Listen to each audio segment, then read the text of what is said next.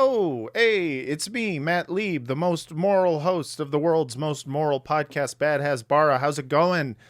This is a brief little insert right before we actually start the podcast because I forgot to tell you guys about a couple of things up top, and so I'm going to do it now. If you are in the Los Angeles area, Los Angeles, California, ever heard of it? I'm sorry. And if you're going to be around this week, this Friday, that is Friday, June 14th, 2024. There is going to be a Hollywood for Ceasefire panel that is happening. It's being put on by the SAG-AFTRA and Sister Guild members for Ceasefire. There's going to be a panel, a mixer, and there's going to be some complimentary lunch. This is going to be this Friday. It's free, and it's at 603 South Brand Boulevard, Glendale, California, 91204. Once again, there's going to be this Hollywood for Ceasefire panel. I'm going to be on it. A few other people in the guilds, various guilds will be on it, and we're just going to be talking about the state of Hollywood right now and how shit's kind of weird and how, people are getting blacklisted, and I'm sure all sorts of other issues will come up too. It's going to be a lot of fun, so if you want to go to that, it's free. You can find out about it, more info. You can see the poster on my Instagram. Follow me at Matt Lieb Jokes. That's where you will find all of this stuff. So yeah, please come to that if you're in LA.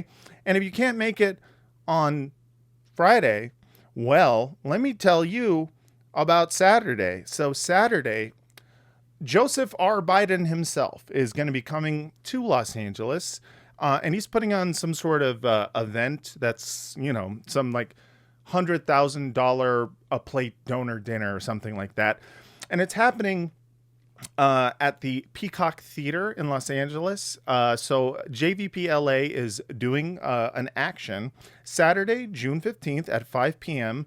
There's going to be a rally. There's going to be, people protesting and just trying to let our voices be heard about this, and it's going to be great. And I think, if you're in Los Angeles and you want to yell at a room full of rich people who don't give a shit about genocide, I think you should go to it. So if you want more information about that, you should follow Jewish Voice for Peace Los Angeles. If you just go to Instagram and follow jvp.la, you will see the poster. Again, I will also be posting this on my Instagram at Matt Lieb Jokes. So if you're in Los Angeles this weekend and you want something to do Friday or you want something to do Saturday, check out my Instagram and you'll see places where you can go.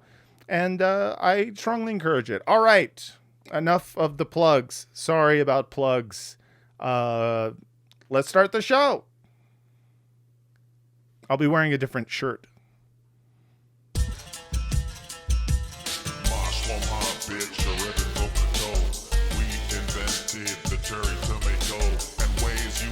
Drives and the Iron Dome. Israeli salad, Uzi, Stenton, Jaffa's Orange Grove. Microchips is us. iPhone cameras us. Taco salads us. Podamos us. Olive Garden us. White Claws for us. Sabra Hamas. Hasbara sus. Hello and welcome to Bad Hasbara, the world's most moral podcast. My name is Matt Lieb. I will be your co-host for this podcast. What's up, everyone? Thanks again for listening to the most moral podcast in the world. Thanks for supporting our right to exist. I believe as a podcast, we have the right to exist, which also means simultaneously, I believe that other podcasts do not have the right to exist. Pod Save America. Fucking Serial. You're done. You're done. This American Life. How about This American Go the fuck away? I don't know what I'm doing. But thank you for listening to this podcast. And please go subscribe to it on whatever your podcast app of choice is. If it's Spotify or fucking, I don't know, like Apple Podcasts, people like that one. Please subscribe, press follow, press whatever notification button. Do that. And then continue to watch it on YouTube. That's totally fine. And subscribe to this YouTube channel. I've noticed that I've been telling people not to um, subscribe, that instead they should just listen to the podcast, and it has caused people to stop subscribing to the channel. And I'm like, well, I don't like that either. What I would like is for you to do both. So do that. Or support us at patreon.com/badhasbara.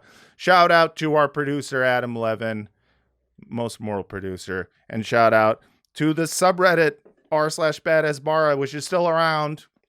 The mods out there have figured out a way to not get banned. I don't know how they're doing it, but they're doing a great job. That place, is fucking rules. It's great. It seems like they've banned all of the super insane Zionists and the super insane anti-Semites who just want to go there because they don't like Jews. But so please subscribe to that. And all right, it's time to bring in my main man, the most moral co-host, who is currently calling in from Croatia, which is a country shaped like a C, which is, I think, pretty sick. Ladies and gentlemen, everyone else, Daniel Mate is here. This pod is mine. God gave this pod to me. What's up, buddy? I'm good. How are you? I'm doing all right. How's Croatia? C's for Croatia. That's good enough for me. Yeah. Isn't that crazy, though? Have you ever seen Croatia on a map? It's a C. I never noticed that, no. Yeah. It's how I play a lot of map games on my phone. For some reason, I very much enjoy knowing where countries are on maps. And I'm not good at it, so I ended up playing a bunch of phone games where you learn what countries look like, border-wise. And Right. Croatia I've shaped done like that a with C. states. I was just at yeah. a war photo museum learning a lot about the Yugoslavian wars of Yugoslav wars of yesteryear. the 1990s, Yeah. with all the NATO involvement and all that shit. Yeah. I should say NATO bombings. But do you suppose that a secret reason for those wars was that, say, Serbia was pissed off that Croatia got to have such a cool shape and they wanted to carve an S into like Croatia, a or maybe Stussy? Bosnia? Exactly. Like, Yeah. right. They're like, They wanted to. Croatia gets a C. Albania kind of gets an A. I mean, it's not quite, but and we're Serbia. We want a goddamn Stussy sign. All right, which means we're gonna have to go into some other countries and just take a little bit, but it is what it is. Yeah, it's very possible. At this point, I feel like if you're going to draw borders, which everyone knows are completely arbitrary and the creation of colonial entities, if you're going to carve them, at least make them into a fun shape. You know what? If I had the choice, I'd carve America out to look like a dick.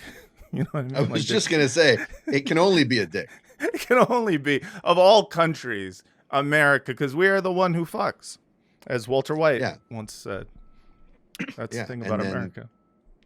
It would be pointed upwards, and Canada would be shaped like just anything that anything that gets penetrated. Such an object. Yeah, that's right. Yeah. A mouth, a butt.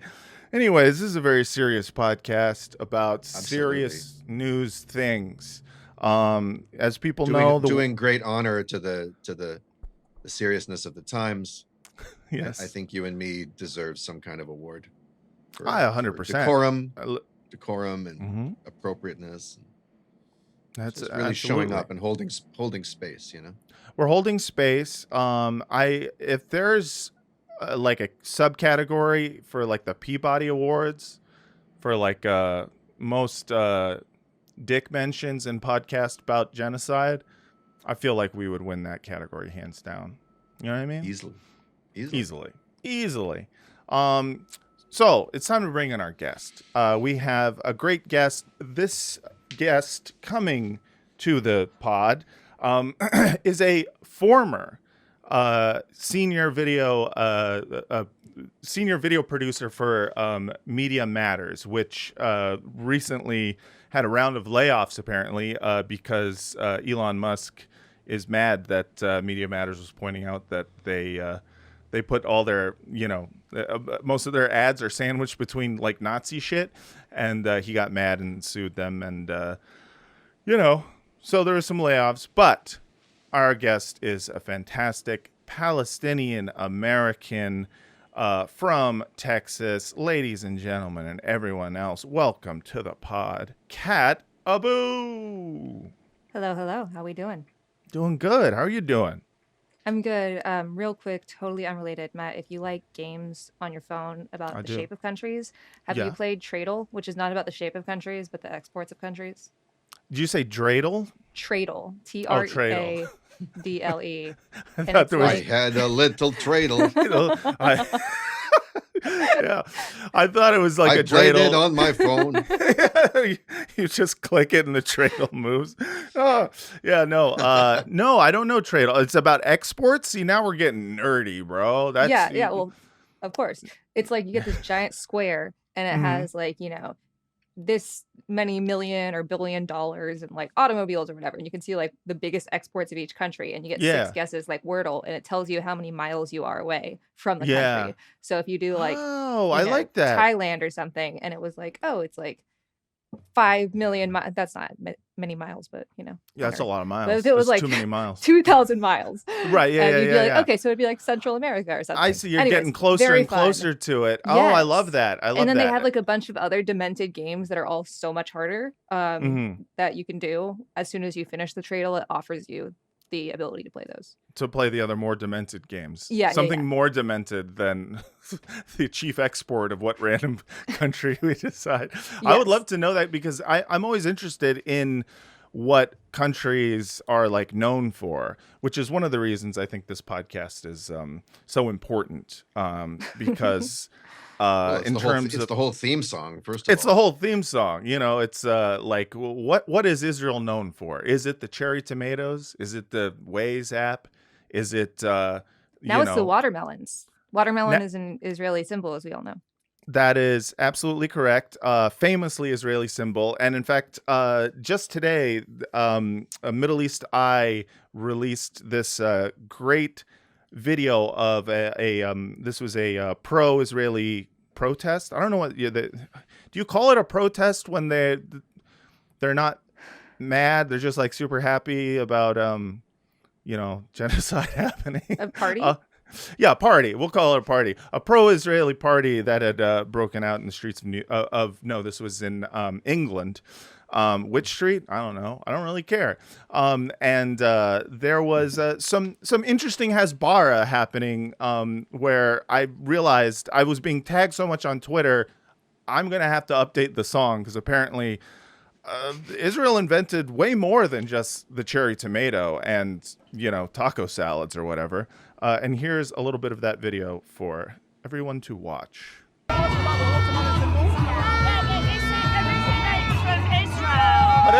watermelon originates from Israel, and they're trying to take it as their own. So that's why we're bringing it back to where it belongs. Are you aware that they use their symbol as well? Yes, they use it as a hate symbol.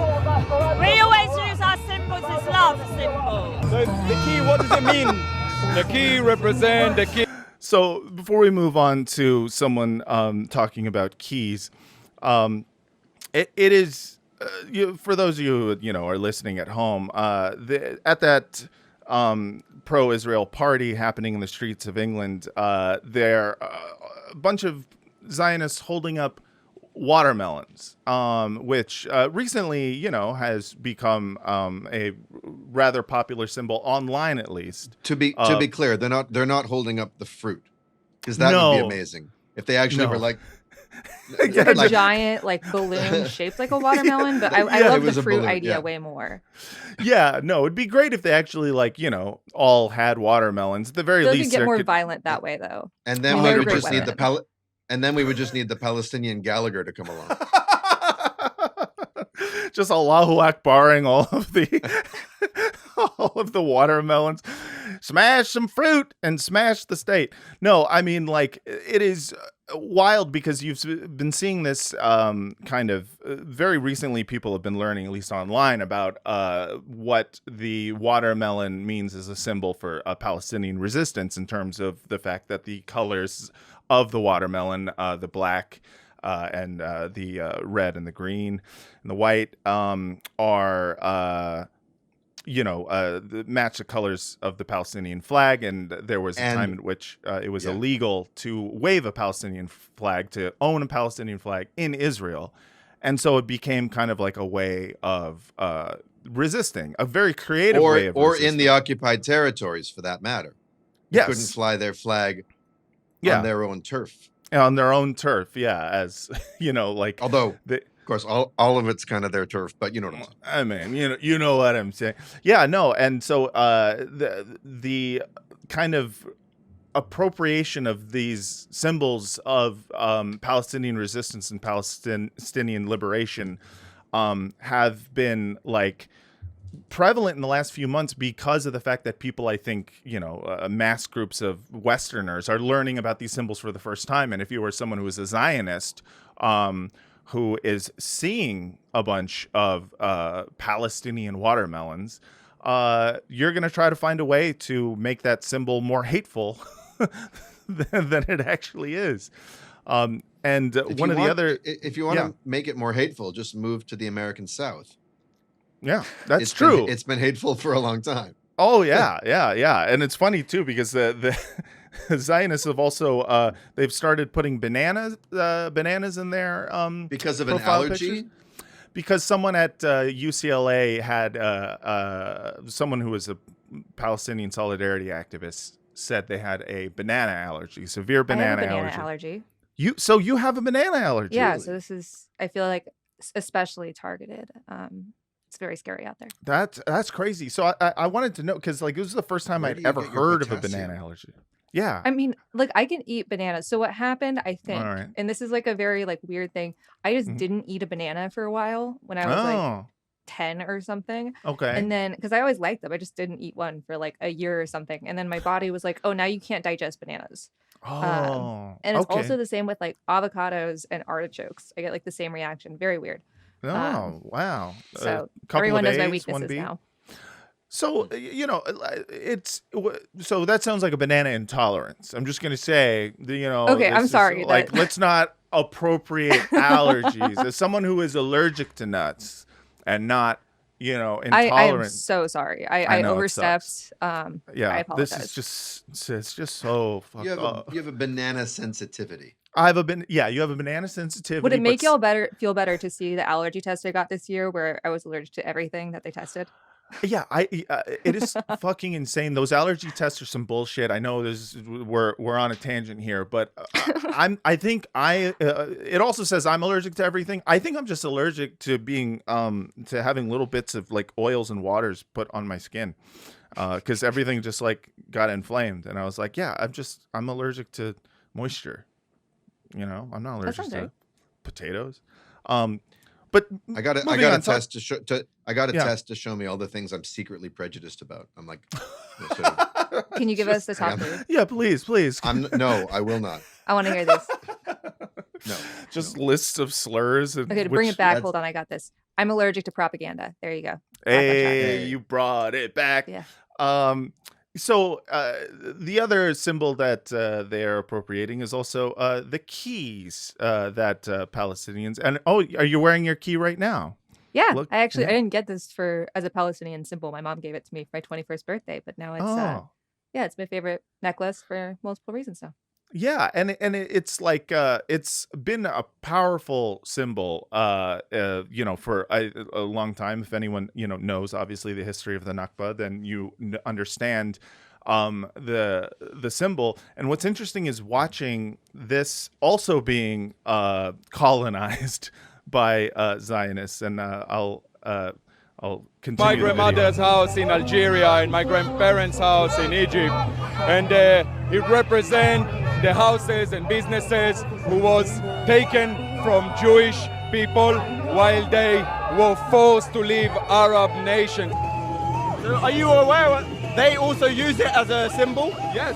What does it mean to They try to say that this represents their grandmother keys to a house in Jaffa or in Nazareth or wherever they come from. Which is literally exactly the same reason that you are saying you are having these keys, because it's representing the places that your family was kicked out of. The difference being, and the real question to ask this guy is, cool, so who are you getting together with to try to agitate to get back to Algeria? Like, are you trying to move back to Algeria and Egypt? Like, how far away is that from where you currently live?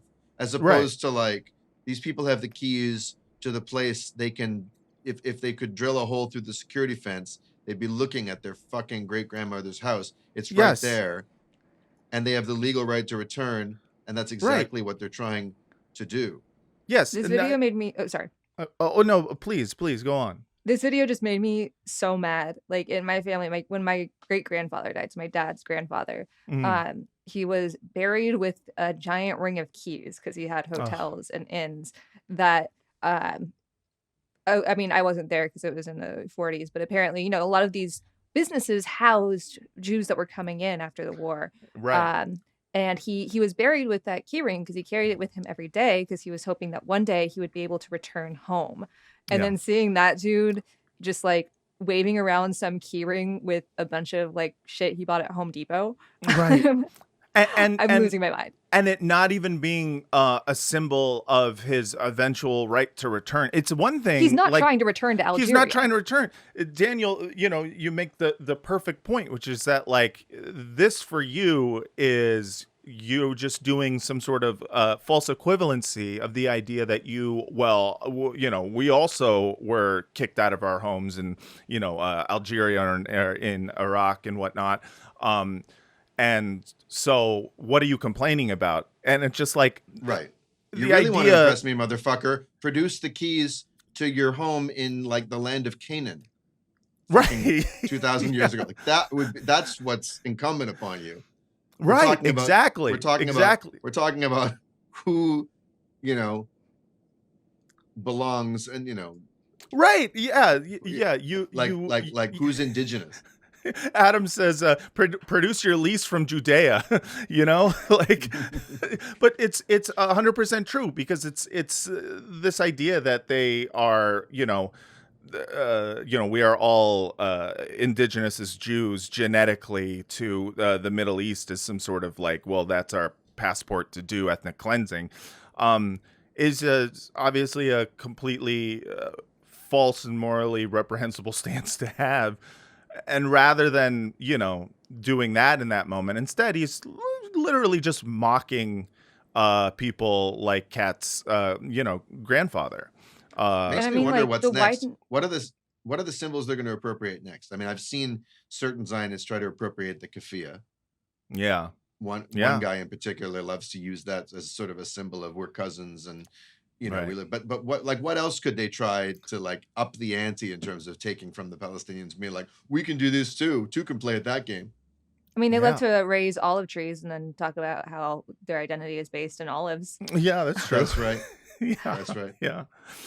Yeah, I mean, the entire like narrative of the Nakba has been already appropriated by Zionists through their telling the story of the Mizrahim who were kicked out of their homes in the Middle East, as if this was somehow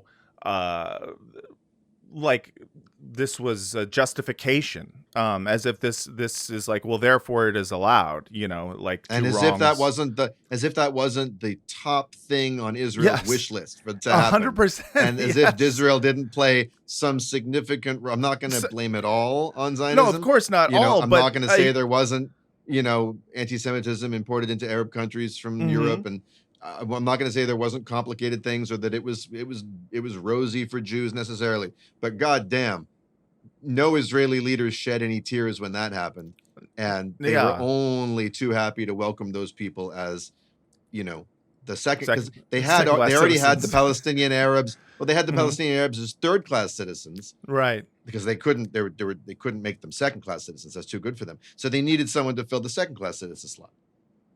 100%. And personally, I was someone who, at least for a while, was like, I still have yet to do like a deep dive into where the facts are in terms of like what was happening in all these individual Arab states when the Jews were kicked out of their homes. But in the last 8 months or so, I've more and more felt like, oh yeah, I feel like Israel would do anything in their power to make me move to Israel, including making it unsafe for me to live in my own home. So it's given it a lot more credence. I'll just say that's how it feels. But yeah, Kat, what was it like growing up Palestinian in Texas? Yeah. I Do mean, you mind like, if I I ask think that that, question? yeah, of course. I think that it's like in the Palestinian diaspora, you have like oftentimes like two extremes. One where like the parents don't want to like pass on this generational trauma and like sometimes don't even want to like process it. So like Right. post 9/11 especially, we didn't learn Arabic in my house. Like my dad did not teach us that. Mhm. My grandmother, like we really connected with food, and we went to go see my grandmother and grandfather and cousins, but like never been to the Middle East. And I mean, even with an American passport, if you have an objectively Palestinian last name, it's still a pain in the ass, according to my family members with American passports that have the Right. same last name. But for the most part, it was like about assimilation, I guess. Sure. And it was a lot easier because like my mom's name is Susan. I look like this. The blonde's fake, but in Texas that helps. But I still dealt with a lot of shit. My brother dealt with way more because he has dark hair, dark eyes.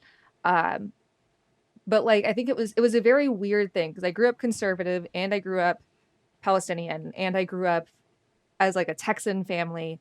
Right. And so there was like this almost like self-flagellation. Like I remember, I know you still stalk my Instagram, and so you're probably going to see this. Do you remember when you said happy 9/11 to me on 9/11 one year? And I was just like, I didn't even know how to respond to that. So I just like didn't do anything. Are you talking to a troll via our podcast right now?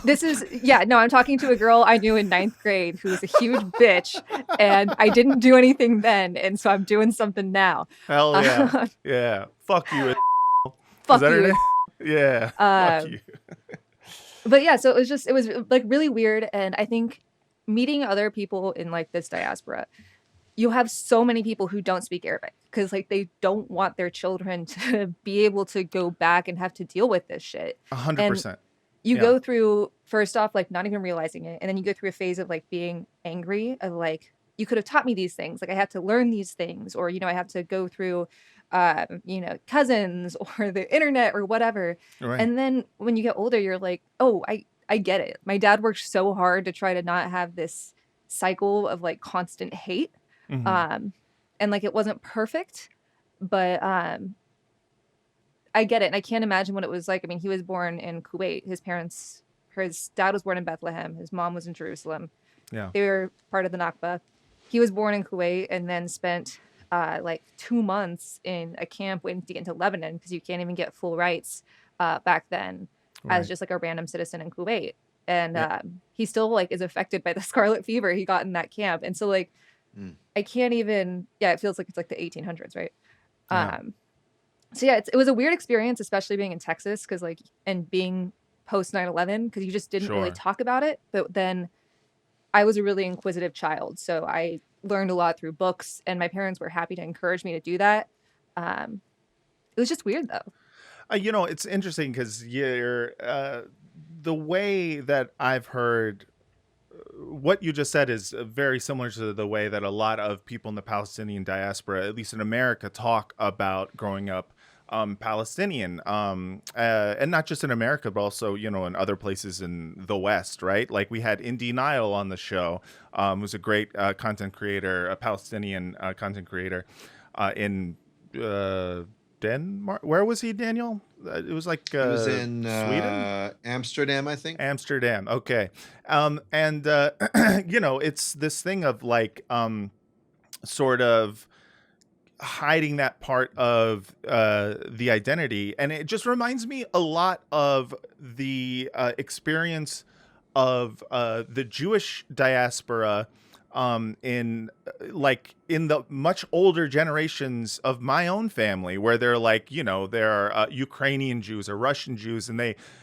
just say Russian. They're like, well, let's not get into the publicly, we're not talking about the whole Jew thing. It was like, this idea of assimilation was incredibly important to a lot of families, when anti-Semitism in America was truly something to behold. Like, it was not to say again that anti-Semitism isn't something that still exists today, but it is a completely different situation in terms of people being openly Jewish and openly proud of being Jewish. And in fact, there's a reaction to the assimilationism of being like, no, become more identifiably Jewish, more proudly Jewish. Whereas like you still see generations of Palestinians who all have this same story of like, we didn't really talk about it. We didn't want to publicly acknowledge it because it just felt generally unsafe. And I mean, so, like with your relatives, it's not like they have a home to go back to. Yeah, When you're exactly. escaping from Russia in the Yes. late 1800s, early 1900s, it's not like you're ever going to be able to return, at least Right. not for decades. So Right. like, might as well 100%. just block it off.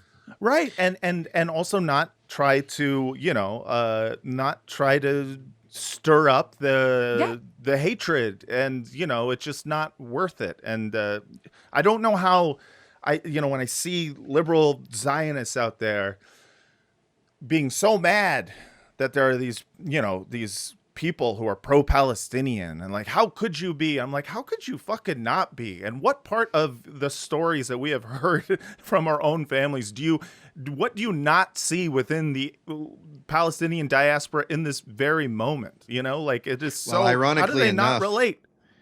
Ironically enough, it was the 1967 war that gave North American Jews an infusion of That's cultural 100% pride, true. and not coincidentally, that's also when the U.S. sort of military-industrial complex woke up and was like, "Hey, this scrappy little fighter, we want them, more solidly on our team, our aircraft 100%. carrier in the Middle East." So now, I mean, prior to 1967, it was kind of a badge of shame. No one was even talking about the Holocaust back then. There wasn't this whole Holocaust education industry. Where we had come from and what had happened to us was best forgotten about, Right. not talked about, or kind of just talked about in somber tones and moved on. But all of a Right. sudden, we had this this new thing to identify with, which was a winner. Yeah. And of course, the narrative was spun very, very heavily to make that war seem a lot less inevitably an Israeli victory than it actually was. Right. But still, this scrappy little underdog, David and Goliath. And Mhm. now all of a sudden, you can proudly be Jewish and be in the good graces of the mainstream, Yeah. because the mainstream is now oriented towards supporting Israel. And of course, there still was plenty of anti-Semitism in the country, but it gave us a huge leg up in terms of being acceptable. And it's such a damn shame that it took a military victory by an occupying power with genocidal intent in its DNA to give us a reason to walk down the street feeling good about ourselves. Yeah. I mean, I think about like the American education system and the Israeli education system. By the way, I just want to plug like a book that I read in college that was really great for anyone that like doesn't know a lot about like wars or how Israel and the Arab world interacted. It's called The Iron Wall: Israel and the Arab World. Mhm. And it's by a historian who was born and raised in Israel, and started to see Was it Simcha Flapan? no, it was, I had to go through my old Blackboard account. Avi Shlaim. Jewish Okay. land, Yeah. yeah. Yeah. Of Yeah. course. And, Iraqi Jewish. That's right. Oh, really? I didn't know he was Iraqi too. Yeah. Mhm. Yeah, his latest book is, what is it called? Between Three Worlds, maybe? But between a rock and a hard place. I'm sorry. No, but it's about his life as an Arab Jew. Right.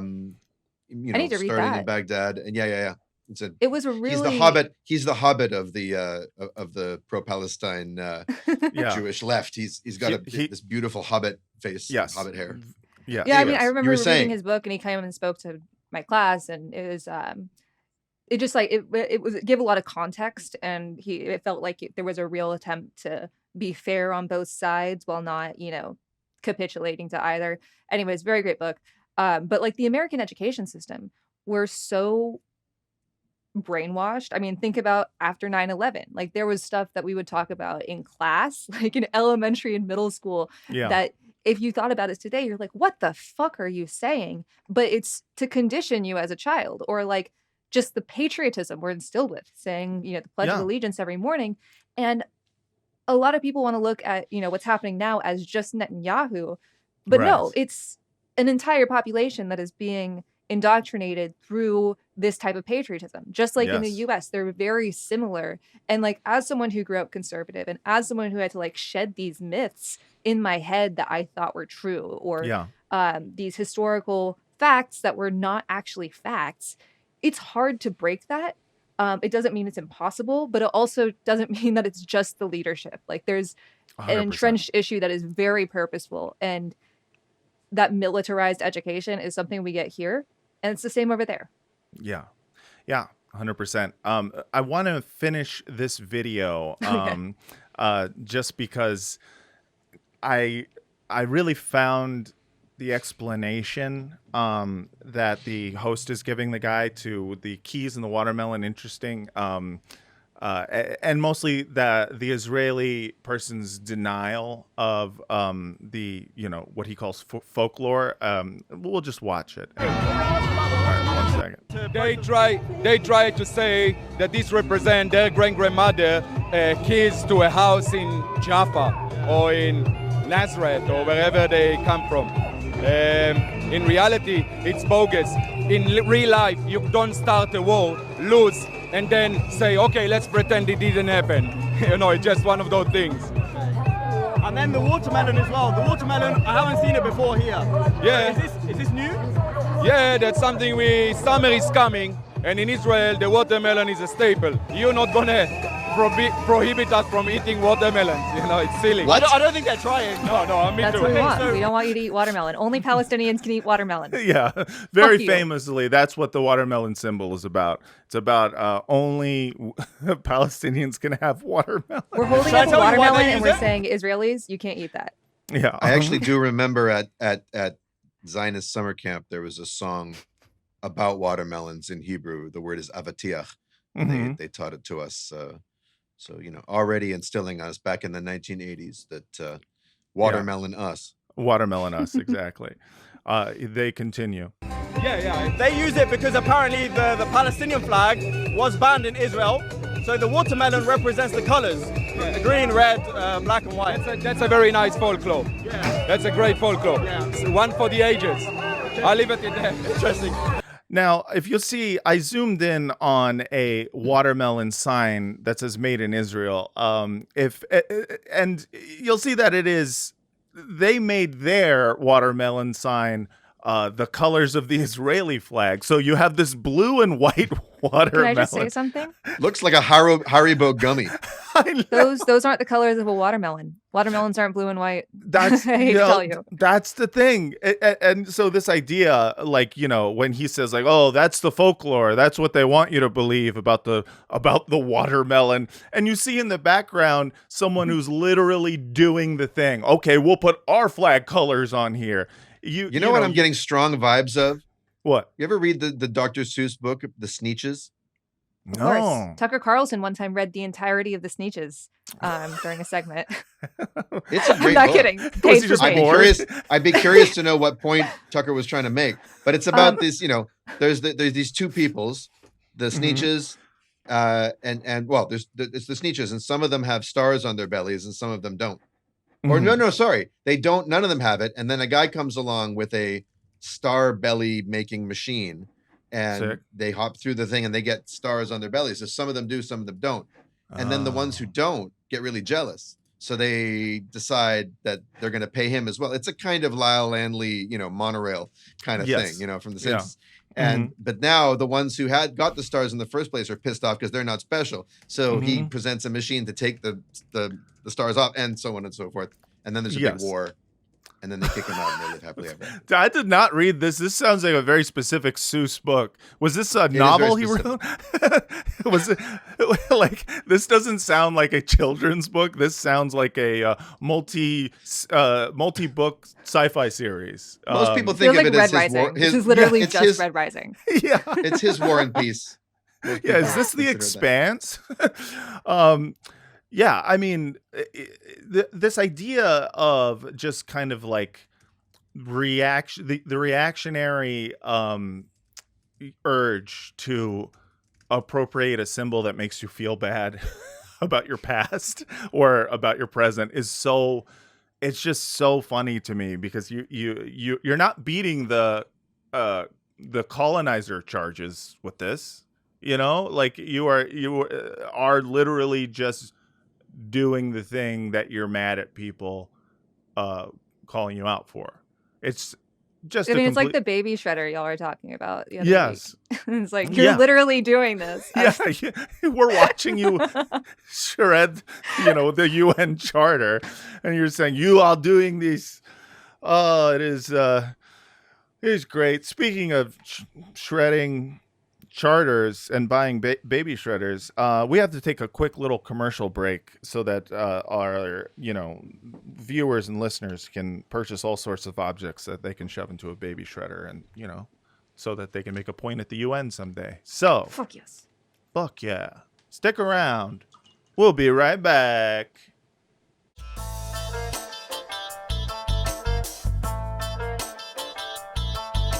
And we're back. Oh, what a great commercial break that was. Had so much fun. I want to talk a little bit about the news because honestly, a lot of sad shit has happened in the last 7 days since our last episode. I feel like every time this podcast is done, all of a sudden Israel does something horrific, and I am like, well, I already did an episode, and now I have to wait 7 days to do another one, and it's just gonna be stale. So I'm just saying, like, genocide affects everyone a little bit differently. For me, it affects my way of processing the shit, which is by talking about it on this podcast. So we're going to be talking about the Nuseirat refugee camp attack that led to the freeing of 4 Israeli captives, the killing of over 270 Palestinians, and the wounding of over 700 more Palestinians. Sorry, Matt, hold up. I got to fact check it though. Okay? Oh, please. Because I read the New York Times very carefully. I combed their articles. Big fans of New York Times and- here. And every single article on this Yes. described it as scores of Palestinians. Ah, scores. Well, you can't have a Yes. number Headline of af- Palestinians. That's not how it works. That's right. That's yeah, right. Yeah. It's like a language thing, like we don't identify as like a number. It's more like a flock or like a Exactly. a a murder of herd, Palestinians. Or a horde murder of Palestinians, more Exactly. like A it. murder of Palestinians. Fuck my life. Yeah. you don't say how many Palestinians. You say how much Palestinians. Yeah, exactly. That's the correct grammar. Yes. Ah, Exactly. One grip of Palestinians were murdered and or wounded. One of the stories that has been kind of left out of this narrative has been, according to the Hamas-run Hamas ministry of Hamas running ministries of Hamas, these hostages, there were actually 3 more hostages, including 1 American, who were killed in the Israeli hostage rescue operation. no, Yeah. that can't happen. Not Well, no evidence was, provided to. right, except by Look, Hamas. man, Right. If you're gonna rescue an omelet, you're gonna break some eggs. Yeah, I feel like people exactly. just don't understand the concept of what hostages are for. Yeah, I feel yeah, like yeah. it's I know. like after October 7th, I wanted to be like, guys, hostages, like there are demands. It's not just like a mad rush of anti-Semitism. Like Right. Yes. That's and civilian deaths, awful. We can all agree on this, but like if a bank is being robbed and there are Yeah. hostages there are usually there's like a negotiator that talks about like how to right. get the hostages back because there are usually demands. Yeah, and it's not to say that the police are not within their rights to try to rescue the hostages, but it is to say if you demolish the bank and save one of them, people would go, someone should fire the police chief. You know, like Yeah. that would be considered a massive failure. And you And know, it's like hostages aren't really there to be killed by the person holding them hostage. That's not what hostages are. I Right. feel like we need to clear this up.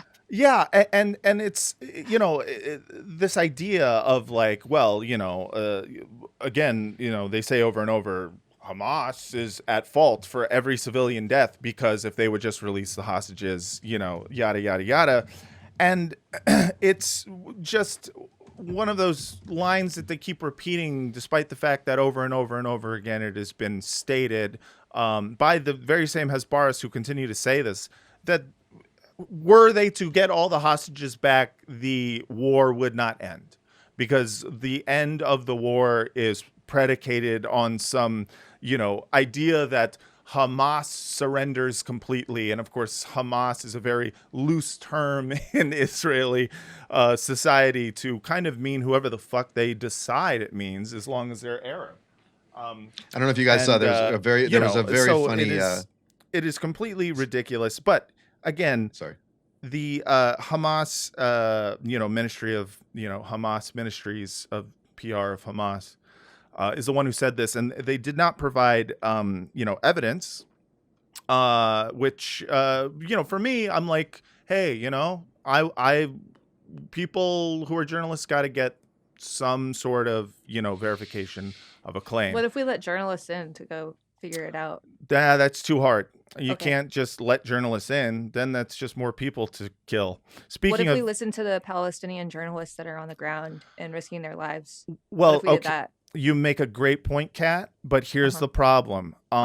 The journalists, so-called journalists, they're all Hamas as well. Right, sorry. Speaking of unverified claims, Israeli Hasbaras have been strenuously pushing the story that an Al Jazeera journalist named Abdullah Al-Jamal, who was murdered along with him and his wife and a bunch of his family, they're pushing this story that he was Hamas and he was holding 3 of the hostages captive.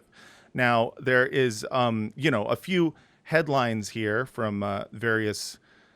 Matt, before you do that, can Yes. we? I just need to put in a request that we make a version of the theme song, which is journalists Hamas, potato chips Hamas, like Oh, I like everything this. that is The Hamas version. That's a great Hamas idea. version. Hamas Shlom Ha, bitch. remix. Remix. New shit. And we have to have Busta Rhymes come in and do a guest verse. obviously. I know. I've been trying to get Busta. But yeah, so like this was like a line that was pushed by a lot of people, including, people that I know personally, who were sending me this because, I had worked for Al Jazeera, and they're like, oh, so you worked for a terrorist organization. And so here's one of them from Times of Israel. IDF confirms Abdullah Al-Jamal, Hamas terrorist and news contributor, was holding 3 hostages in his Nuseirat, in his home in Nuseirat, alongside his family. This fucking Australian or New Zealander, Drew Pavlu, he's like a big Hasbara. He's really been popping up recently. Yeah, I've been seeing a lot of him. Yeah, he's just like one of the, just like you get these like occasional like random Zionist psychopaths who are just some guy from some place, and you're just like, who is this person? And how is it that without me ever having heard of these people, Yeah, without following them, Yes. they suddenly pop up with regularity in my feed. Like I would understand if the algorithm sometimes feeds you someone random, Yes. but like every single Hasbaris that we've talked Yeah. about, I Yeah. didn't seek them out. Yeah. I started seeing their shit pop up spontaneously. That's an Elon thing. That is absolutely an Elon thing, where he is, in order to beat the anti-Semitism charges, I'm sure, he has decided to push these Hasbaris. And He's so cool. Fuck, just and be sexy. an anti-Semite. Just I know. own it. Just be a I fucking know, I anti-Semite. know. It's okay. You're It's already fine. it. doing You're gonna it. get more fans that way. Yes. Honestly, when it comes to like the guys that already like you, you're not getting anyone else. I No one else is respect gonna you like more, you at this honestly. point.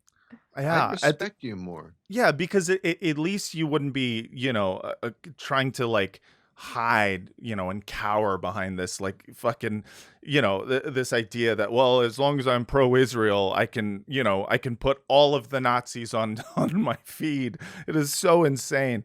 But like, this guy Drew Pavlu and fucking, Brianna Wu and like that guy Destiny, like all these like, these new school of Hasbaris, who are people who have been propped up by this like Elon algorithm, essentially, that has, been like pushing anyone who's, doing pro-Zionist content to the top.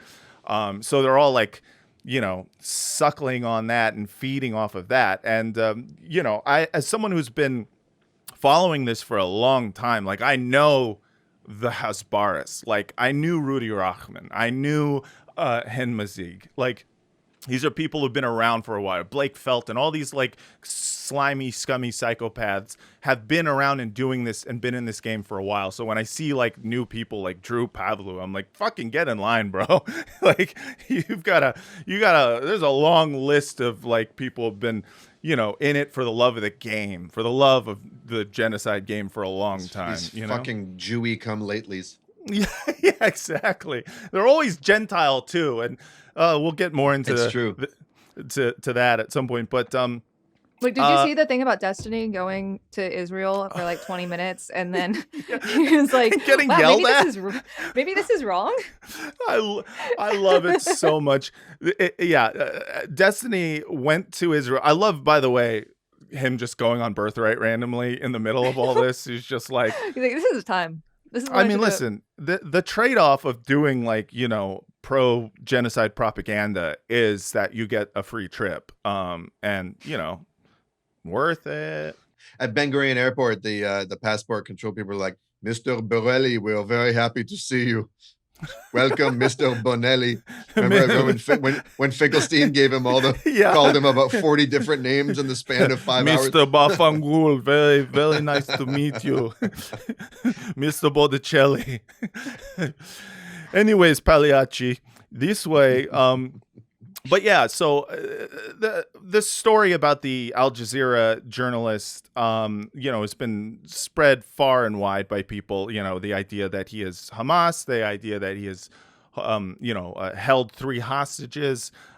New York Post also wrote about it. A Gaza journalist who wrote for Al Jazeera was holding 3 hostages in home with family, Israel says. Now that Israel says treating them very decently. Yeah, right. Feeding them. Yeah. The idea that like the New York Post wrote that Israel says is, I think, pretty important, because I did have some people sending me this and being like, what do you think? As someone who worked for Al Jazeera, what do you think? And it's important, I think, to look at the Israel says part of it, because if there's one thing we've seen consistently in the last 8 months is that when the only claim is coming from Israel, there's probably a lie. I think that is clear to say. And CNN World actually did a headline that really pissed off the Hasbaris. Israel alleges journalists held hostages in Gaza without providing evidence. Good for you, CNN World. Good for you, CNN. I didn't think I'd ever say that. Wow. Yeah, Well, no, it's basically like, Mhm. mother is a poo-poo stinky face, toddler says. Right. Exactly. I mean, listen, I trust toddlers, to an extent, but I'm not going to cite them without hearing some extreme, some convincing evidence of mother actually being a poo-poo face. I mean, it's like how journalists in, every country, but like especially here, just take what like a police union says with no criticism whatsoever. And we talk about how that's wrong here. But Yeah. then talking about like an occupying military force, they are always going to say something that will help with the occupation. Whether it's the Yes. U.S. military trying to Mhm. cover up war crimes in Afghanistan or Yes. literally anywhere we've been, like they're always going to say that. And it blows my mind because I just know so many people who pre-October 7th were skeptics, or at least like had the normal amount of skepticism when it came to something that like the military of any country claims, where they would just be like, well, yeah, of course they would say that, because you would, I mean, anyone with half a brain is just like, well, consider the source, I mean, Well, what's in nice this about case that is a- headline? Mhm. What's nice about that headline is normally, like say in the New York Times, they'll put Palestinian officials say in headlines, but they'll never put it in with Israel says in the headline. They'll put it Right. later in the article, so they'll make the assertion as if it's fact, Right. and then you'll have a big paragraph with all these these elaborate allegations. Right. Israeli officials said, according to Right. the same thing with it's the intelligence officials say the Hunter Biden laptop is Russian Yes. misinformation. Intelligence officials say, Right. but of course, But if you were to, for example, look up the claim about the 3 hostages who were killed during the raid, the vast majority of the headlines, if you can find them outside of like, the AP or Reuters, are, the headline is Hamas says that 3, Israeli captives were murdered in the raid. And I think that's fair because we don't have any Right. journalists on the ground. right. Well, But you have to do it on both. You have to do it for both. That's the thing. It's like having the actual journalists to do the verification of a story is like part of journalism, right? And so the idea that like you're easily gonna find the standards of journalism being applied to anything that the Hamas run whatever says, but not to Israel is insane, which for me, it made me relatively impressed with even the Post doing the comma it says, Israel says, because I was like, hey, look at this. Like, Yeah. they're actually In doing something. Yeah. in fairness, Kat, I mean, at this point, short of Amira Haas and Gideon Levy and the people Sure. at Plus 972, there aren't any journalists on the ground in Israel either. Right. Yeah. 100%. There's- 100%. I mean, like I There's was just at cheerleaders and this, stenographers. That's right. yeah, I was at this this symposium for Shireen Abu Akleh's murder Mhm. on the anniversary of her murder this year, and a lot of discussion was like what's happening in Gaza right now and like what's happening in the West Bank and how many journalists have died and like Right. the consensus for everyone in the room, journalists from so many institutions, foreign policy people from so many institutions, both Yeah. state and NGOs, was like, there are no journalists on the ground, but as soon as there are, whatever that may be, it's gonna like the investigation from journalists from all over the world, not just Yeah. the US. We should be Yeah. taking what they're saying seriously right now, but because that's just like people don't believe it if it comes from a weird last name, Mhm. it's gonna be so much worse once they get in. And that's why they're not allowed in. And that's why they're not allowed know. to, move freely even in Israel when people try, like you have an escort when you're going to 100%. investigate things just in Israel, not even in Gaza. Yeah, and I think it is why you see such a concerted effort to preemptively shape the narrative in everyone's mind. They want to make sure that by the time they allow actual investigation and journalism to be done, they want to make sure that you are sufficiently prepared to blame Hamas for anything that Israel does. Well, And speaking of which, and speaking yeah. of the Times of London, which you showed, kind of a shitty headline from them. But you guys Mhm. see that they wrote an article basically being like, yeah, the evidence about mass rape on October 7th doesn't really add up. I mean, they basically corroborated what electronic intifada, the gray zone, Yes. Yes. people from the start have been doing. Yes. You know, and they quoted the head of an Israeli rape crisis Yes. organization, like a major one, who said, this is a woman who said, you know, the government kept saying, they came up with this line, believe Israeli women. She says, that's not what they meant. They meant believe Israel. And this was in the Times of London. Crystal Ball did a really good 10-minute monologue about it. I recommend people check that out on Breaking Points. Yeah. I mean, I remember on October 7th, I had like a couple people I really love who like aren't like very invested in the conflict, you know. And honestly, I Sure. think that there is, you know, like as someone like I studied international, you know, affairs and stuff like that. I understand the argument for proportionality. Not saying it's good or any of the backstory is good here or whatever, but I Right. can understand a proportional strike from just like a foreign policy perspective. Okay.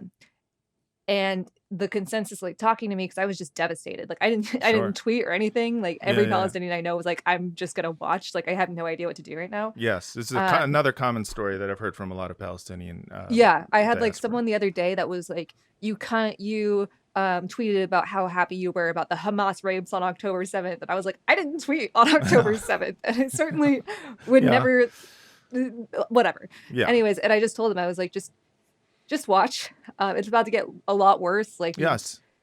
just be prepared to hear some of like the most insane things you've ever heard, and like, please look at it critically. And within like 3 days, all of those several people that I love so much were like, holy shit. Yeah. And that was 3 days after October 7th. Yeah. And now it's just like, Yeah, it is. I mean, you know, I'm glad that, you know, they went that direction and not the other direction, because I know a lot of people went the other direction. oh, absolutely. But just in terms of, you know, talking about this, like, you know, story about the Al Jazeera journalist and people who I know who, again, are people who before the 7th had very critical minds, at least I thought, just kind of like not putting together like the obvious reason as to why Israel would claim that this journalist was Hamas.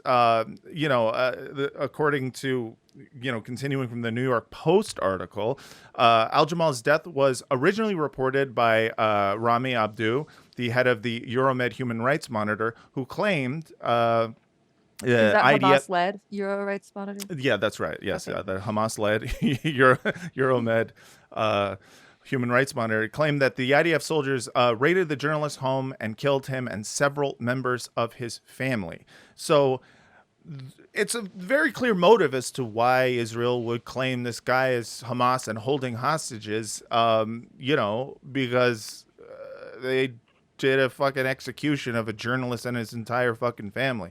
I mean, it's just like, again, this is not confirming or denying whether or not the story is real.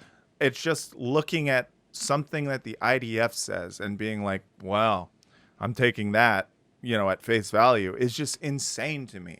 I've seen it so much. And meanwhile, you know, with the return of these captives from Israel, people are already starting to do the thing where they look at the health conditions of the captives and comparing them to Palestinian captives. And in fact, there was Bassem Tamimi in particular, right? Yes, Bassem Tamimi in particular. I mean, you look at him after however many months of detention, of administrative detention he was on, and this is a peaceful. This is Ahed Tamimi's father, and he is, if you talk about like, oh well, where are the peaceful, pro-Palestine activists? Right fucking there. And you see a picture of him after, his months in captivity, and he looks gaunt. He is clearly thin. And that's not to say that the Israeli captives are like, oh, therefore, if they come out looking a little bit thicker, or a little bit, or looking healthy, to just the naked eye from one photo. I'm not saying, oh, that means that they had a splendid time. But, you see the way in which the Israeli media and the Hasbaras are desperately trying to make sure that the narrative of how the captives were treated stays dark and scary. because Are you that's the shit catching the that- flack? Are you catching the flack that returning hostages are catching inside of Israeli society? Yes. There was they took a quote from a woman, yes. a freed hostage, I think, A talking gum, about yes.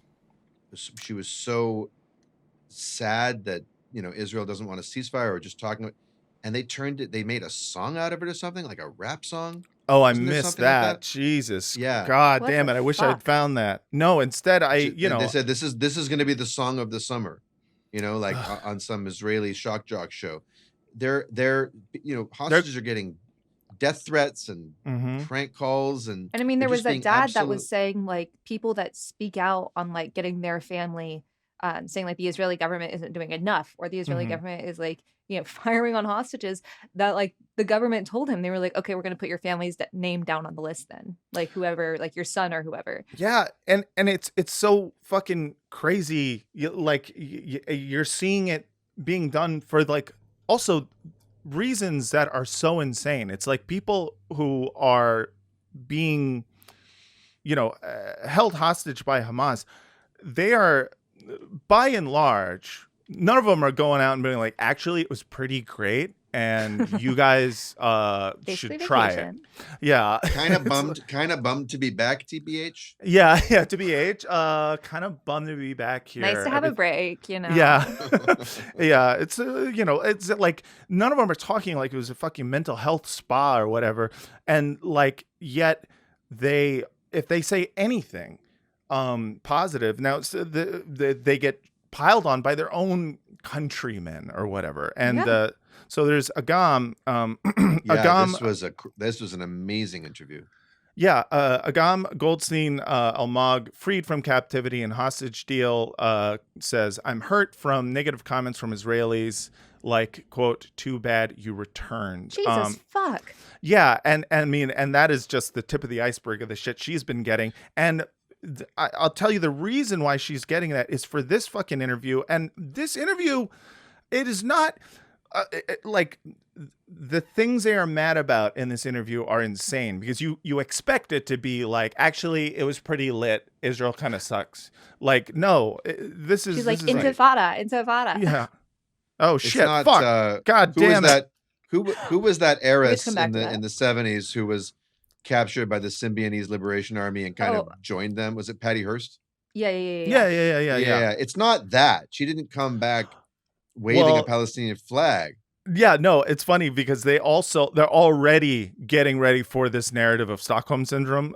This Right, is exactly. Which isn't real, by the way. Rescued hostages said suffering from malnutrition, leaning on each other for support. This article Where did all the food go, you guys? Yeah, and this is from Also, the time. Noah Argamani said that the time she was the most terrified was during Israeli bombardments. Yeah.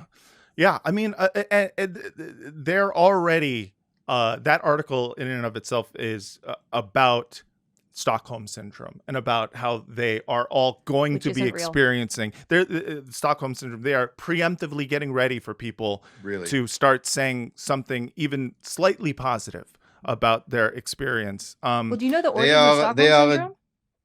Say again? What's that? Do you know the origins of Stockholm syndrome? No, Tell I us. actually don't.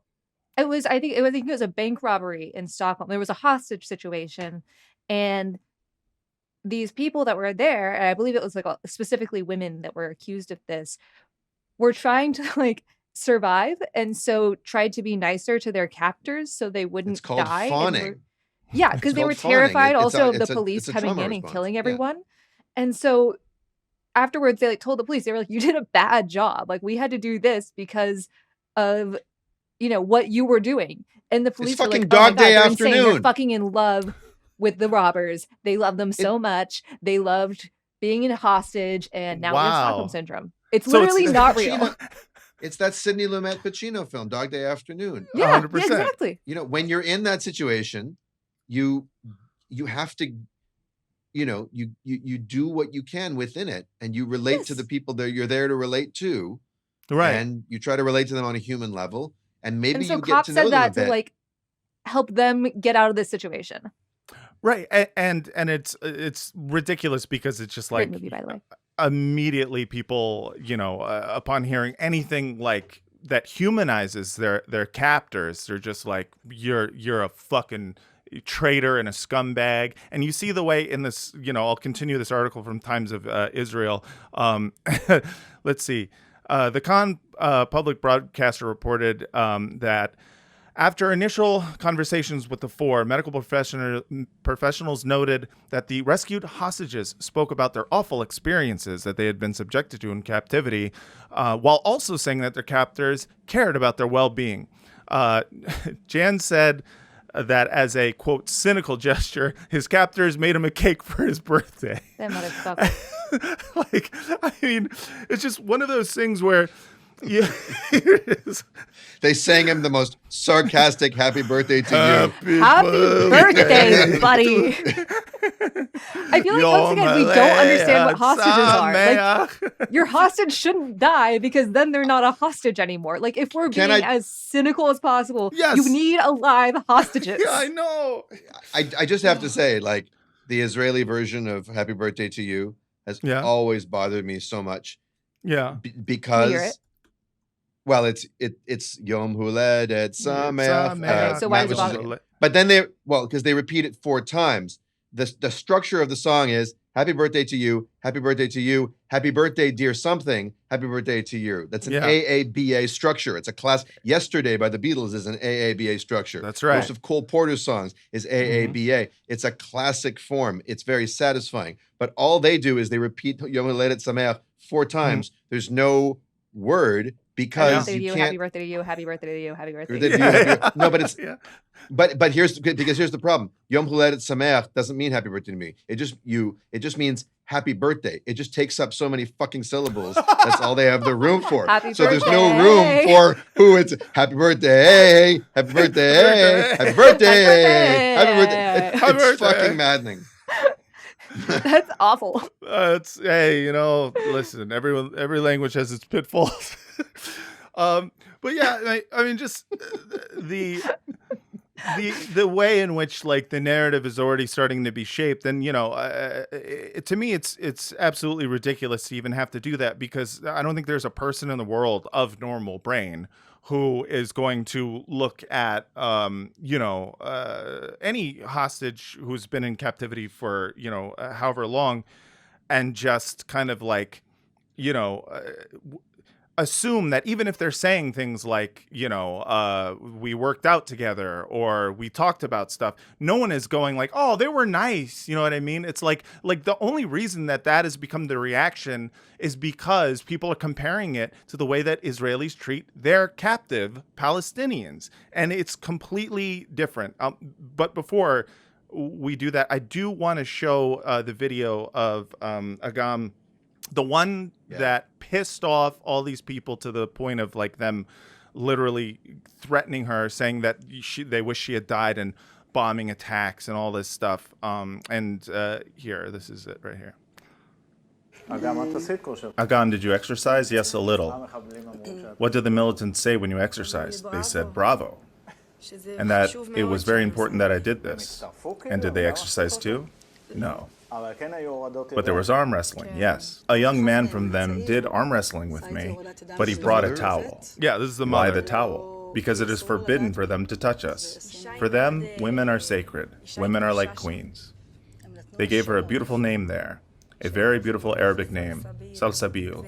It means water, and it is mentioned in the Quran. It means sweet water. I said to him, what a coincidence. My name in Israel, Agam, it means lake. That's it. That's literally, like, the idea that she's like, people are taking that. I don't know her exact age, but she's clearly young. Yeah. And she was kidnapped along with her mother and her 2 younger brothers. And, it's just like, the fact that you could be in his fucking healthy. I'm sorry. Well, she was only right, but she was only in captivity for a few weeks. That was in an earlier deal. That was in an earlier deal. Right, I take it back.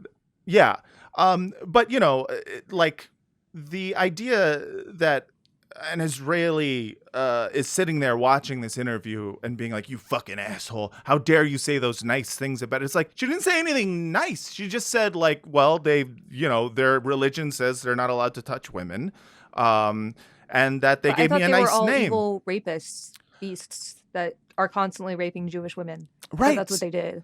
Right. You can rape That's them, what- but you can't touch them. You got to Right. It's Exactly. It's like that- a full body condom. Am I remembering? They're really well, into well, latex. Yeah. They Just love Am it. I gimp remembering suits right everywhere. in the movies? Am I remembering right in the movie Stripes with Bill Murray and Harold Ramis from the early, the Ivan Reitman film? There's like a love scene where like one of them, like the woman's like, "We're gonna do this, but we can't actually touch." It's like that. If you're asking about Stripes, you're asking the wrong guy. I saw Meatballs, but I didn't see Stripes. Listen, there's a whole era of like Bill Murray movies that I missed out on because once I saw Ghostbusters, I just went forward from there. Absolutely. Sorry. Yeah. But yeah, like this talk about like, well, she should have been, talking about how horrific her experience was and whatnot, and it's just They should make them sign disclosure agreements before Yeah, they rescue them. You NDAs. get in there, be like, "We only have 30 seconds. Sign this," but it's not an NDA. It's like you're only going to talk shit. It's a talk shit agreement. It's a TSA. it's a TSA. Sign it. Do you want to go home? Sign this. It says here. Whereas the undersigned promises to only badmouth her captors and to downplay any acts of kindness or humanity. Sign. No, you don't want it? Okay, stay. I mean, some of them are doing versions. Giving someone a cynical birthday cake is like. I really want to like figure out how to make a cynical birthday Cynical cake and then make it for every friend that I have. Well, it's gotta have when cinnamon birthday in it. comes up. It's got to have cinnamon. I love cinnamon. Cinnamon, cynical. It makes it less cynical because I love cinnamon so much. What if you put in like coriander? Like it looks like cinnamon, Oh yeah, but it's not gonna taste good. That's yeah. Yeah. This is just how I make dolmas now. So Yeah, maybe it's less cynical now. The way we tortured him is we gave him a savory birthday cake. I did that with an Israeli accent because I can't do an Arabic one. But we're talking about like the the way in which that the Israeli Hasbaras want people to talk about their time in captivity and want to talk about like the almost animalistic evil of the Palestinian people and of Hamas. And that as soon as a captive who has been freed says anything salacious and negative, it's going to be plastered over everywhere. And that's not to say that it's not a good thing to, it's like part of journalism is reporting what happened. If someone has a story, them telling it is them telling it. And, but what annoys me is about the disproportionate response of our media to the things that each side does. For example, the New York Times released a story about how Palestinian captives are treated. And it's fucking insane. Is it about the There's camp? several insane Yeah. several insane things about this. Yes. Number So- one, it's Mhm. why don't you set it up? Let me read some excerpts from it. So let's see. No, but tell us which paragraph this is. How far down is this paragraph, Matt? Oh, I don't know because I didn't take It's the very far screenshots down. myself. But It's extremely far down. Like Now, the almost. article at is the end. impressive that it happened. It's impressive Yes. that they got this access. It's impressive that they interviewed and it's, but it's like, Mhm. and you think it's fairly explosive, but then there's Yeah. this paragraph sitting about 17 graphs down Yeah.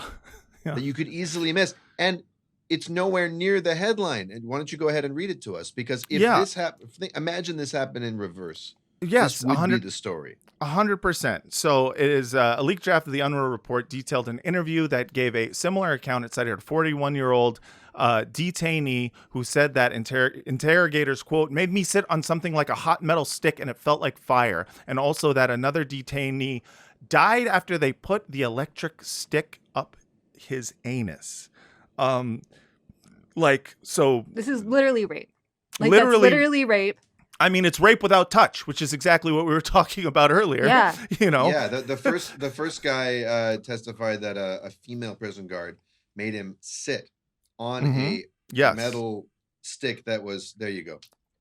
Yeah. So, that was sort of fixed to the ground, and it penetrated him for about 5 seconds. yeah. So Ibrahim Shaheen, a 38, a truck driver, detained in early December for nearly 3 months, said he was shocked roughly half a dozen times while sitting in a chair. Officers accused him of concealing information. Any and then information also- they get from him is gonna happen because he has a fucking electric stick up his ass. Yeah. That's why you can't trust information given under torture. Yeah, given under Because you- torture. Exactly. You will say anything to make the pain stop. They'll give you an answer, but it's the wrong one. This is Mr. Al.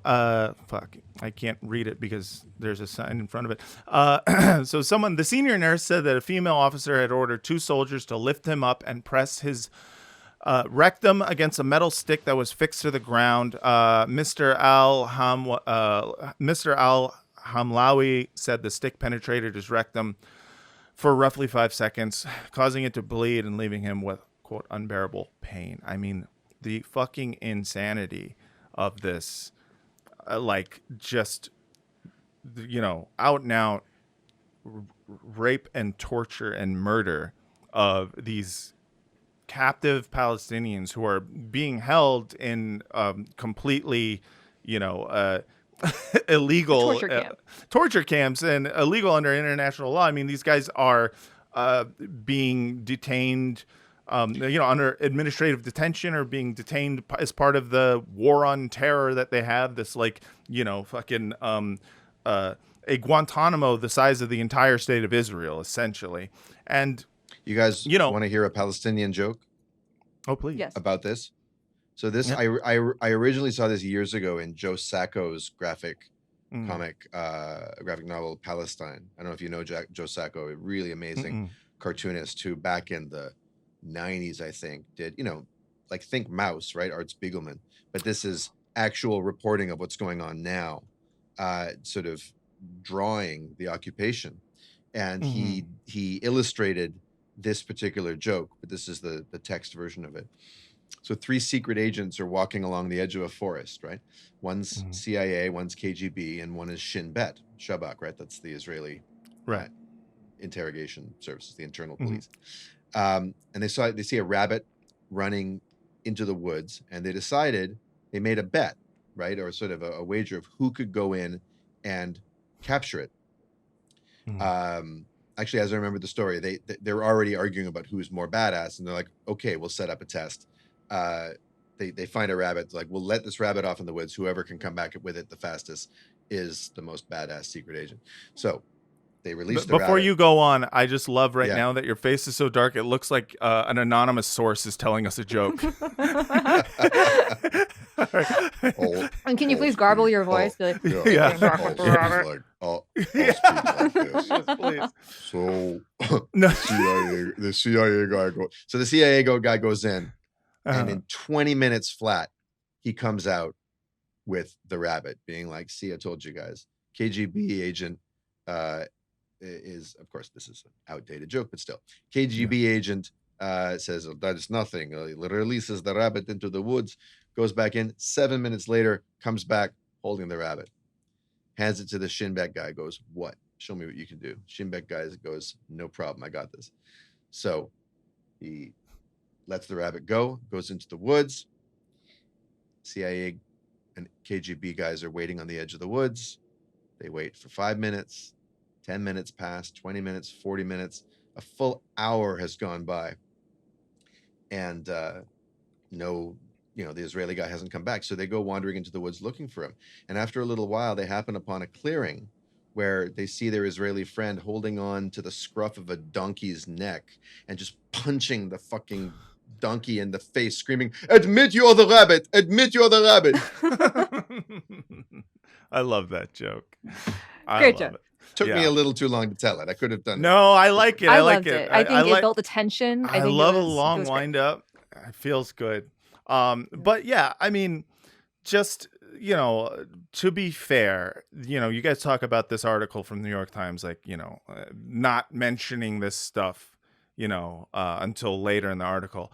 The headline I thought was good. I thought it was a good headline. So it was called Screams Without Words. No, sorry, that's not it. It is this. Inside the base where Israel has detained thousands of Gazans. It's catchy. And it They're really... just like detained, they're just in detention. Yeah. They'll come out next period. It's Exactly. They'll come fine. out next period. They might have to get their mom to sign something, but eventually, it's just like, hey, if you don't It's want to a be little- detained, you shouldn't have been throwing wadded up, balls of paper at the teacher. Yeah, You shouldn't have it's a just little- even said something as a child. Like you Yeah. shouldn't. 100%. There's a reason that so many more hostages were released, like prisoners in November, because there were so many more of them. Yes. And it was like children, like Yes. actual children. Yes. I've heard of I mean, inside baseball, but this is the first time I've ever heard of inside base. I like it. I like Good it. one. I love it. I love you. But it is such an Bring back anodyne. the donkey. It is such an anodyne headline, and it takes so Yeah. long for them to get to. I mean, what should that headline have been? have been It Israel screams is without raping- words, but Palestinian style. I mean, what the fuck else?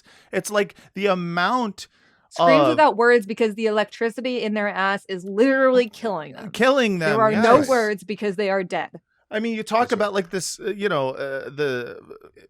tried to make these claims about the using, mass rape as a weapon of war, a systemic use of sexualized terror. And you see, this happening on the Israeli side. And it's just like the headline is just a long sentence about, we're going inside the base. It's like, what is this, MTV And look at the Cribs? subheader.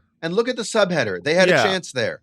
They had Since a chance. Israel Since invaded Gaza, the State Taman military base has filled.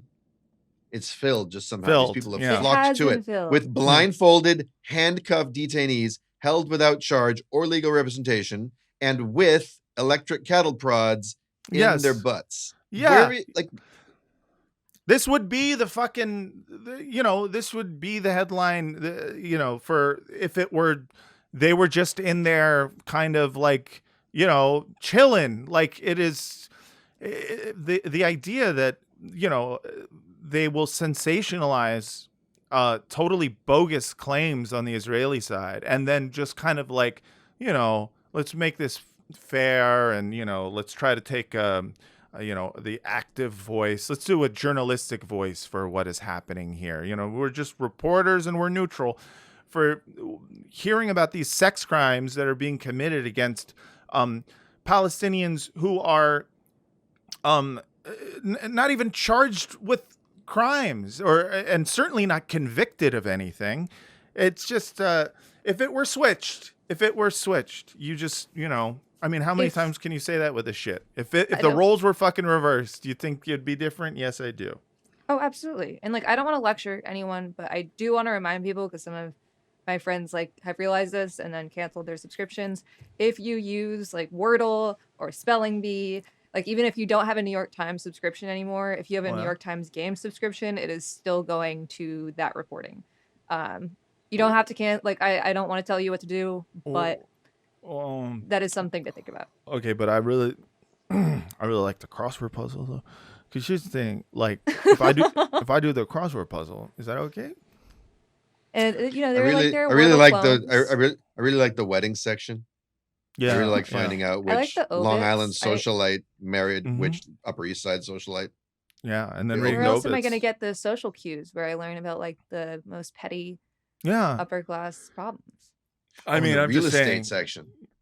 Oh, I Yeah. love the real estate section. It's like, what can you do with $10 million? Yeah. I don't know. Yeah. Never I have. don't know. Die comfortably? What are you talking about? Yeah. Yeah. Listen, if you are supporting the New York Times, you are supporting that kind of reporting. And, it's, in general, I lament the idea that we have so few print, so much print journalism has fucking gone the way of the dinosaur, and then I mean, you The know, Onion's bringing back the print edition. are they? Yeah. Oh, They're gonna God. have subscriber bless fee. They're them. bringing back the print edition. Oh, I love it. That's good. I Or at mean, least that's what I they've heard. They've been terrific during this time. yeah, I know they've been really great. yeah, and Dying Gazans condemned for, or criticized for not condemning Hamas with their dying breaths. yeah. But yeah, I mean, you know, it's just like you see this kind of shit with the New York Times, and you wonder, like, you know, how can I continue to play Wordle when this shit is being? But we written can and- subscribe, right? Because it's part of our job. We have to be able to read it. And Well, to be I able to just like screenshot it. I steal someone else's You poach. login. Poach. Yeah. So is that okay, Kat? Yeah, I mean, that's as a Palestinian, I give you permission. Okay, yeah, thank you. That's basically That's you something wanna I give miss me at Media permission. Matters is like we had like all of these subscriptions, so like I could use like Fox Nation and Yeah. look at all the insane Fox Oh. programming on their streaming channel. Yeah. And now like I would have to pay for Fox Nation, and I'm not sure if I'm mentally ready for that. Yeah, I thought you were gonna say that. I miss at Media Matters that people would come up to me and ask for permission to drink SodaStream or something like that.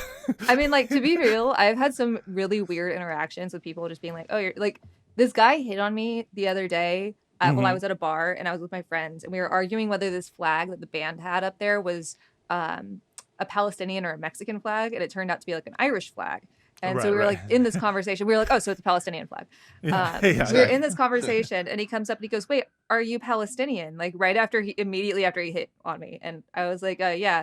And he tried to give me a high five. And Well, that's nice. Wait, I you was would like, say I mean- how did he fail to give you a high five? he held his hand up, and I was just like so shocked. I was like, I don't really know how to handle this. I was like, I guess. And then he immediately realized what he did, and he was like, I'm sorry, that's not. I don't know why I did I that. don't know why I did that. That is, I mean, that sounds like a meet cute to me. That's all I'm gonna say. I do love telling people that they can wear keffiyehs though, because they seem so happy, and they're just like reiterating everyone can wear a keffiyeh. They're so comfortable. They have so many uses. Yeah. Like, oh, you're out and about outside and you need somewhere to sit. Keffiyeh. Yeah. Oh, you want to protect your can- head from the sun. Keffiyeh. Oh, you're When a cold around the problem neck. comes along, you keffiyeh. Yeah, I like it. Exactly. Halter top. Yeah. Tube top. Tube top. Dress, depending on the size, or if you want Yeah. to be a slut, Yeah, Um, I like it. I mean, listen. You could really So expand many this, options. Kat. You Buy could turn a this. keffiyeh. Yeah. Well, you really expand this, turn this into a profitable business. As a Palestinian, I give you permission to, like a sort of app where Yes. I could like, Kat, can I order an extra helping of dessert? And you say yes as a Palestinian. Because at the moment, like you guys have extra moral weight right now for a lot Yeah. of people. Yeah, Working. it's pretty sweet. It's I a love pretty sweet this. deal. I'm glad that this is all happening. Hey, Oh, listen. you're welcome. Yeah, you're welcome. Listen, we know. I think we on this podcast know a thing or two about the whole Azza industry. All right, That's right. And we're exploiting couple, yeah. couple of Azza Jews right here, couple of capos out here trying to turn in our Jewish brethren. That's what we're here for. We're here to be traitors to our nation. I mean, like, it's a bit weird though. By the way, if you're not watching the YouTube version, you're missing Matt's striking blue eyes. But like, if you're, so true. I took So my true. glasses off, and he now took you're his gonna see glasses off. Like, we're all like down on Yeah. the floor, just amazed. Yeah, it's pretty Um, sick. Like, if you don't necessarily look what someone thinks like a Palestinian should look like, or Uh-huh. maybe even like what a Jew should look like, Yes. it's like weird because on one hand you're like, oh, I don't want to like speak over other people that have been attacked for being like visibly Jewish or Of course. Muslim or Palestinian or whatever. At the same time, I'm like, oh, people realize Palestinians are human because they see, oh, pretty white girls. So Mm-hmm.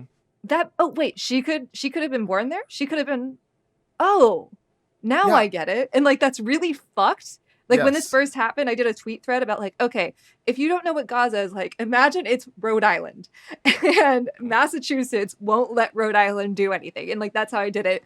And like that connected with people because they were like, oh, I know what Rhode Island is. Yeah, I So saw. it's like a I- very weird thing. I saw that thread that you did, and I thought it was really great because it really gave people the opportunity to, for the first time ever for them, try to put themselves in the shoes of what it's like to be a Gazan. And you were just like, just imagine Rhode Island was having its entire air, land, and sea controlled by Massachusetts. And Connecticut also won't let them do anything. Right.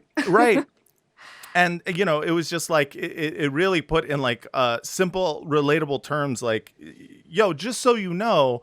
And this is context that I think was very important for people because, you know, it was clear that at this point, I think you tweeted that, you know, early in October, at this point, it was considered anti-Semitic to do context for what it is to be a Gazan. And I thought that was incredibly helpful. I also very much enjoyed people who were just yelling at you for being Hamas after that.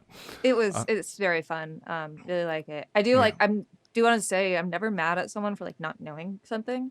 Like we do so much to like make sure people don't know this stuff. And you know, when people are like, oh, that's too little or whatever, when like an artist puts out, you know, fucking like watermelon on their Instagram story, I'm like, yeah, but it's something. And like this is the first time people have cared for more than like a week, and it's insane. And I hate that it's caused, you know, you need this many people to die for people to care. But like I'm just so grateful. Like when I went to the GW encampment, it was so cool to see so many people together and like, you know, wearing a keffiyeh, creating a circle of blankets so Muslim students could pray, sharing food. Even with the Zionist counter protesters, they came up, took some of the food from like the food tent. Because you know, you gotta. Because they love to do that when it comes to anything Palestinian. Take. And we were just like, all right.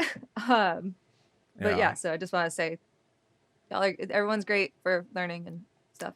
I agree completely. Learning is an important part of this podcast as well. I want people to learn that it's actually okay to fucking talk about this shit and make fun of Israel, because the idea that making fun of Israel is somehow like off limits. It's like, are you fucking kidding me? They're the funniest, weirdest people. It's a country of Tommy Wiseaus. Like they cannot help but like telegraph their deepest, darkest id. You know what I mean? Like everything that they do is just a dead giveaway for what they're about, while they're simultaneously trying to tell you they're not about that. It's, come on, how do you not make fun of it? It's like not making fun of the room. You know what I mean? But before we leave, I want to play a little something, and this is something that I think no one on this podcast right now, including me, was familiar with before. Producer Adam showed it to me. A very popular TikTok trend has happened in which people are dancing to this song called Barbara's Rhubarb Bar, which was a German song done by a couple of German comedians. And I want to play a little bit of it just for context, because it's important to me that you have the context in order to understand the bit that's going to happen. But first, so are you guys in any way familiar with with this song? Do you know this song? Nope. Es war einmal in einem kleinen Städtchen, da lebte ein Mädchen namens Barbara. Und diese Barbara war im ganzen Land für ihren abartig guten Rhabarberkuchen bekannt. So it's a bunch of it's a tongue twister. Tongue twisters. They're German tongue twisters. And the kids are dancing a lot to these videos. It's a lot of fun, and God bless them for it. Producer Adam Levin came up to me with a proposal, and he said, if I write some lyrics, can we do a Barbara's Rhubarb Bar Hasbara song? And I said, absolutely. And so, without further ado, this is a little bit of Barbara's Rhubarb Bar Hasbara edition for everyone to enjoy. Who knows? Have fun. If I got what's the idea of stealing, Roz, at least stop feeding us Hasbara. All this bad Hasbara from these panty freaks can't explain the rub and draws upon their nasty cheeks. You know that Biden paid for Bibi's Merkava, yet your buddies from your genocidal Chavara use a Merkava to disappear a boudoir. Hasbara Kadabara. Cause it's a shame to be thumbing through the Utevish, while Bibi's Biden bombs are burning clothes off flesh. Barbarous like Hannah says you're evil and banal, so I'm clear souvenirs on, not Sababa Hasbara. Your social media will out you as a villain, so keep on smiling while your panty drawer is chilling. The evidence your sycophants is there and it's glaring. Soon as Shem will put an end to your Hasbara underwearing. Yeah. Matt Shout out. fucking Lieb, ladies and gentlemen. Oh, this is listen, Adam Levin, big shout out. Shout out to Adam. Adam, he is a masterful lyricist as well. There's too many Adam Jews. wrote that? Yeah, that is Adam's for idea. making Fucking pizza. Adam. Oh yeah. Adam is listen, there's too many Jews on this podcast who can do parody songs. I don't understand it. Like, how did we all find each other? I need to step up. I've only done the one. What is it about Jewish rappers named Adam? They had two of the Beastie Boys were named Adam. Two of the Beastie Boys. Really, two of them. Do you think that got confusing? Probably. That's why they named themselves something else, you know? That's why I love when like two best friends have the same name, or like Taylor Lautner and his wife Taylor, or when he dated Taylor Swift. I love that. Taylor And one has the Lautner same name. dated Taylor Swift? Yeah, and then his current wife is named Taylor. So Oh, he wow. And her dad is a Taylor. yeah, It's- we all know this. Wow. Listen, this is all news to me. I only know who Taylor Lautner is because I watched Twilight on my honeymoon yeah. because I had COVID. Fuck yeah. Yeah. But you know, That's listen, a great honeymoon, man. It was a love great Twilight. honeymoon. I had COVID. We had to stay inside for a good bit, but I did. My wife forced me to watch Twilight. Anyways, shout out to all the kids out there dancing to that song. And hey, you know, we're gonna put that on TikTok. Maybe people start dancing to the Hasbara version. I don't know, man. Fuck it. And Daniel, you do a parody song literally every episode. You open with one, so let's. That's true, but I don't quite complete it. I it's a concept, you know. It's a little tester, but It's a little ditty, you know, yeah, it's just it's like a a ditty. little like. Yeah. If It's just people want to little see a full taste. one, Little buddy. go check out the Biden BB Nothing's Gonna Stop Us Now one. That It's yeah. fantastic that you did with Katie Halper. It's yeah, Katie and I co-wrote the lyrics, and Mhm. some friends did the video. But yeah, no, I mean, yeah, I think it's Yeah. time to write another song. At some point, I think the three of us are. Gauntlet thrown. Absolutely, we definitely have to. team up. I think we're gonna have to create Bad Hasbara the musical, and I'm preemptively sorry to the world for what we're going to do. Oh my god, this would be amazing. What I mean, I'm into it, and our handful of listeners, they may or may not be into it, but we will subject them to it. A lot of people are going to be angry. Yeah. I mean, you know, listen, that's the thing about musical theater. It's just it sparks a lot of conversations. What's Bad has Broadway. I'm trying to make a Hamilton joke. I can't. Yeah, well, listen. That's listen. Well, there's definitely a Hamilton version of Herzl. No. But you know, we'll at some point write that musical. But for now, I just want to say, Kat Abu, thank you so much for coming on the podcast and talking about Hasbara with us. Thank you for having me. I had so much fun. It was as great. much Kat, as you can thank talking you. about genocide. Yeah. And thank you for standing up to the Isabeli army. That's Robbie, right. Fuck. Damn it. I've been sitting on that joke for like an hour and a half. Lobby. Fuck. Oh, it's all right. I think what Daniel. I One of my don't know. I favorite- not only do dad jokes. I do senile dad jokes. I do dad who's losing his fucking grip jokes. I'm not as young as I used to be. Dad joke. Other favorite things that you do is when you accidentally fuck up your dad joke and you just start going fuck. I'm useless. Stupid. I'm so stupid. Ugh. Like Chris Farley. Oh God, that's funny. Kat, where can people find you on the internet in the world? There are so many platforms now, and they all have different usernames. Subscribe to my YouTube channel. You can just look up Kat Abu. I think the link is like Kat M Abu. I do long form content and short form content on TikTok. I'm Kat M Abu. On all of those, you can find my other links. I'm on Twitter, Threads, all the other ones. Too many. Yeah, all that good shit. But yeah, Come come hang. Well, we will put the links to your socials and whatnot in the bio of this episode. Kat, thank you so much. You were great. Thank you so much, y'all. Of course. And thank you all out there for being here, for me and Daniel sitting around talking about shit. Subscribe. on Patreon, patreon.com/Bad Hasbara. Also subscribe on YouTube and also on the other shit. And Do it. email us. Do it. badasbar@gmail.com. And all right, time for a sign off. Daniel, are you ready to redeem yourself? Do you have one in your back pocket? You can do it. I know what rhyming word I want to end with. I just don't quite know how to get there. It's the thing around Kat's neck. How can we land? Okay. I got this. From the river to the sea, I also have myself a key. Something like that. I don't give a fuck. All right. Thanks for listening. Or or from the river to the sea, fuck your great grandmother's key.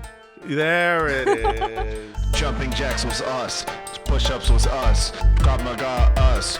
All karate us. Taking Molly us. Michael Jackson us. Yamaha keyboards us. Jar Jar Binks on us.